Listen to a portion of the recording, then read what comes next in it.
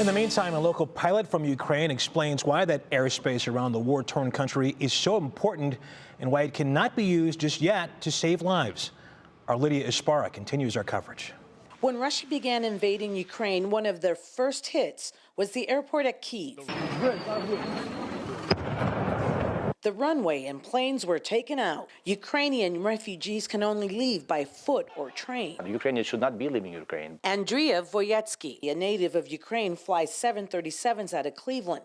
He lives in Broadview Heights. He wants to fly a cargo plane, anything, to get his people out of Putin's way, but he can't. There's a restricted airspace and prohibited airspace. Prohibited airspace, you cannot fly through it. Restricted airspace, you can have a permission from the governing body. Let's break it down. Here's what President Biden said Tuesday night. Tonight, I'm announcing that we will join our allies in closing off American airspace to all Russian flights. Russian commercial airlines are prohibited from using U.S. airspace. Prohibited, it's prohibited. You cannot fly.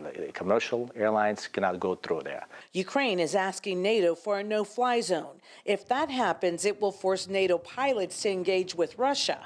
That has not happened yet. What's restrictive airspace? Let's say it's restricted because somebody is doing training in the Air Force or Navy, so you can have permission to fly through it when there's no action. The airspace around Ukraine is restrictive. See the planes flying around the war-torn country.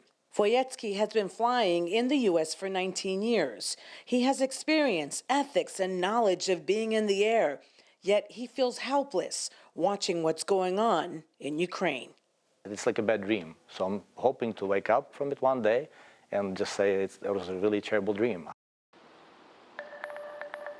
Terrible dream indeed. Now what a lot of Ukrainians here in the Cleveland area are hoping for is that maybe like an airliner here at Cleveland Hopkins can help with a cargo plane so they can get supplies and some things to the people in Poland, not in Ukraine, where the refugees are in Poland, and get some supplies over to Ukraine as they walk them over. Back to you, Russ. Okay, Lydia Ispara, thank you.